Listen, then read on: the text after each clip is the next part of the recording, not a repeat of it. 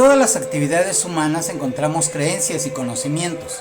Algunos creen en la influencia de las estrellas sobre nuestro comportamiento y leen su horóscopo cada que pueden.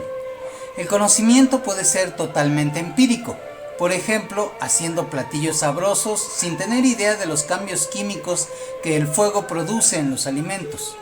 De la misma forma, los pueblos antiguos fueron capaces de grandes obras como puentes o pirámides sin que aún se hubiera desarrollado una ciencia física o sus aplicaciones de ingeniería. Antes de la teoría de la selección natural, los humanos fueron capaces de seleccionar mejores ejemplares de plantas y animales para su conveniencia.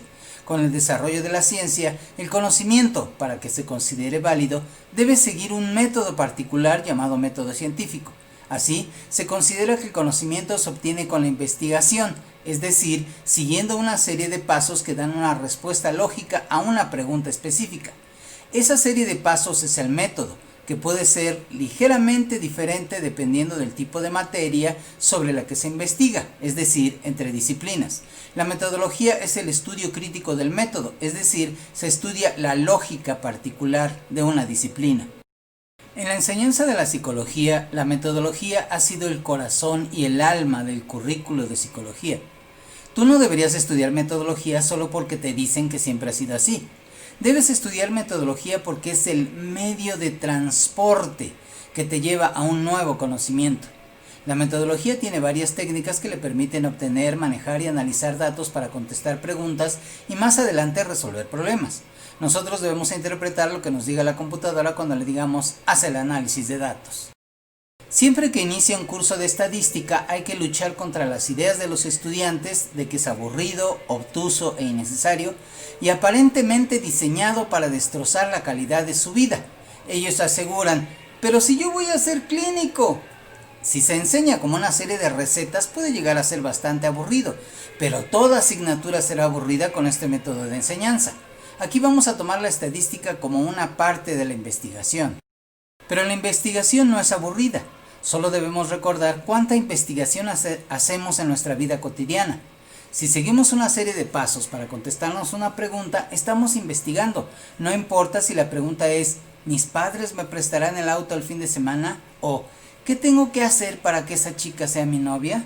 Consideremos la investigación policíaca. Si el trabajo de los detectives de las novelas fuera aburrido, no podríamos explicar el abrumador éxito de tales libros o películas. Un detective debe saber el método para ir dando solución al enigma, contestar cómo, cuándo, por qué y quién, todo con relación al crimen. Para hacerlo debe aprender ciertos recursos, como la prueba para detectar si alguien disparó o no un arma, el uso del polígrafo para saber si alguien está mintiendo, etc. En psicología la investigación se hace para descubrir algo nuevo, aunque sea muy específico, como en un paciente dado, o con una maestra en particular y sus alumnos, o en un pequeño sindicato de un barrio lejano. Voy a intentar convencerlos. Razón 1. Aprender a investigar en psicología. A comparación con otras ciencias, nuestra disciplina es relativamente reciente. Se requiere de nuevos descubrimientos en todas las áreas, en la salud, la educación, el comportamiento social y comunitario, etc. Sin aspirar a tener alumnos fascinados por la investigación que colaboran en proyectos, que asisten a congresos, que presentan sus ponencias, se busca que al menos sean capaces de desarrollar proyectos sin grandes pretensiones y que puedan resolver problemas en su práctica profesional. Razón 2. Obtener los fundamentos de cualquier área. La diferencia entre un curso de metodología y otros cursos es la diferencia entre proceso y contenido. La metodología enseña el proceso de adquirir conocimiento que después se aplica a cualquier área de contenido representado por los demás cursos en el currículum de la carrera. El vínculo entre las áreas es el método. En un área solo se pide la información. En metodología se explicita el método de obtener esa información.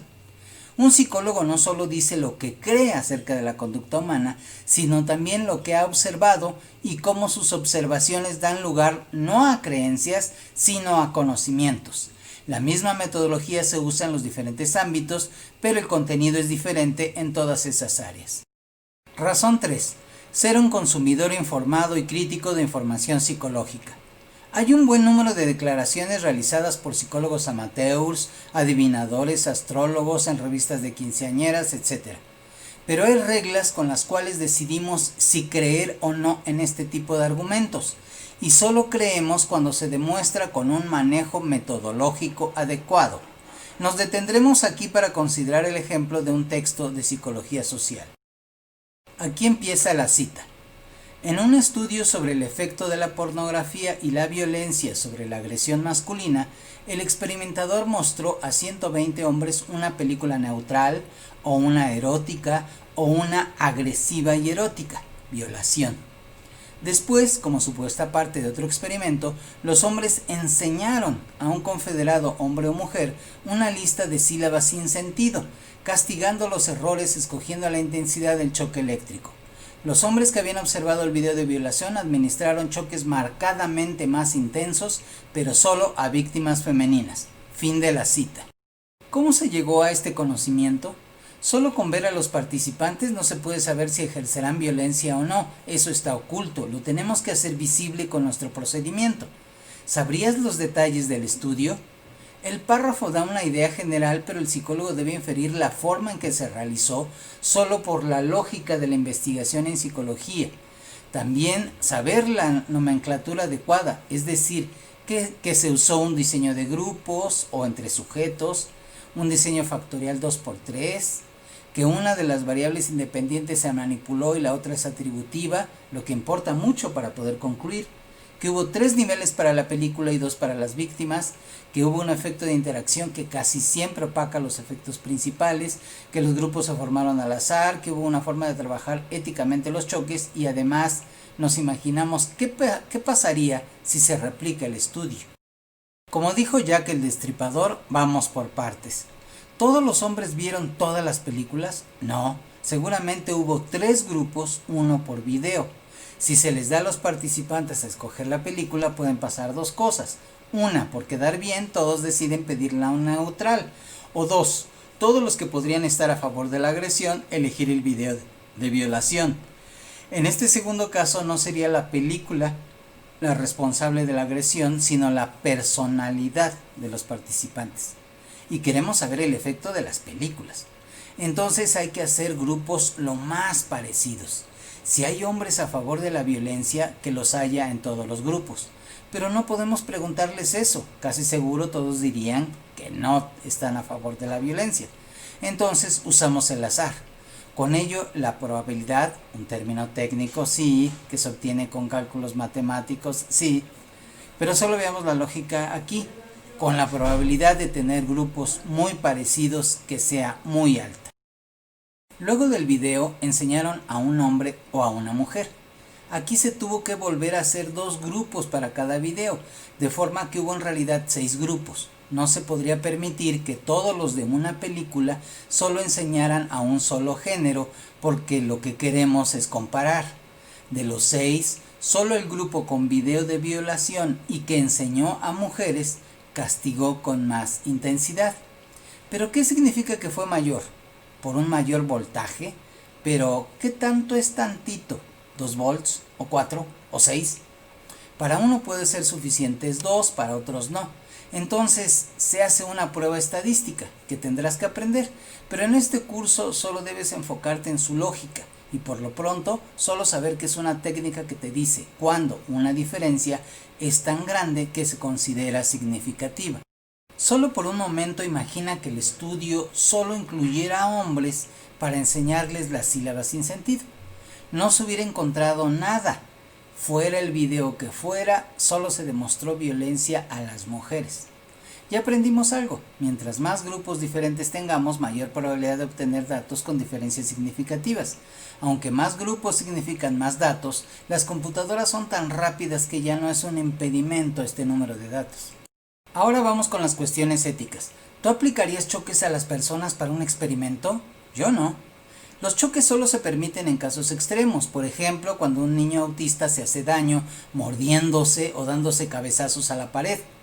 Pero no se permite ni en casos de castigo a personas obesas por comer demasiado. De manera que hay que buscar una forma alternativa. La palabra confederado nos da la pista. Es un cómplice del investigador para engañar a los participantes y fingir que reciben choques. Verás que estos engaños son comunes en la investigación para que la gente se comporte de acuerdo a la situación que investiga el psicólogo. Espero te hayas convencido de que se necesita saber más de metodología. Dijimos que veríamos 4 razones de por qué estudiar metodología, nos falta una. Y es una razón muy pragmática, tener habilidades para reportar los resultados en un documento formal, ya sea la terapia para un paciente, las evaluaciones para el juez sobre un niño de un matrimonio que se está divorciando, o un curso para maestros de primaria para la SEP, o la adherencia al tratamiento en un paciente del IMSS. Pero nos hemos adelantado mucho en el futuro, no vayamos tan lejos. En casi todas las asignaturas de la carrera te van a pedir reportes. Así que mientras más rápido aprendas a hacer reportes, mejor. Y sí, en muchos casos debes incluir estadística. En la siguiente unidad empezaremos a hablar de números.